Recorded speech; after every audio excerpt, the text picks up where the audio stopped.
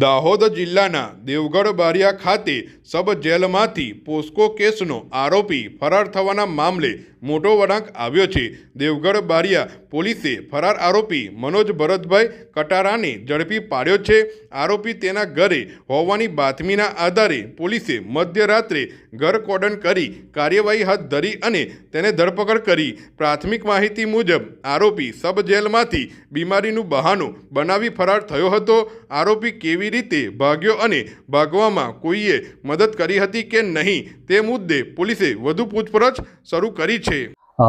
લીમખેડા ખાતે દાખલ થયેલ 2025માં દાખલ થયેલ પોક્સોના ગુનાનો આરોપી દેવગઢ બારિયા જેલમાં રાખેલ હતો, જે ગઈ તારીખ 8/2/2026ના રોજ કોઈપણ રીતે પોલીસ સ્ટાફની નજર ચૂકવી રહે જેલમાંથી ફરાર થઈ ગયેલ હતો।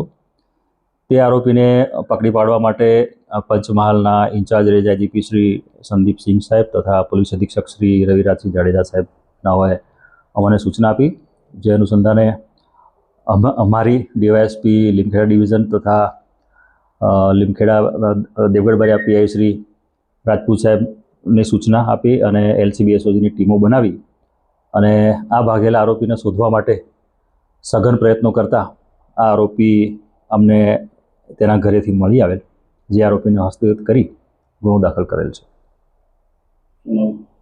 આરોપીનું નામ છે મનોજભાઈ ભરતભાઈ કટારા અને તે હાથિયાવનનો રહેવાસી છે।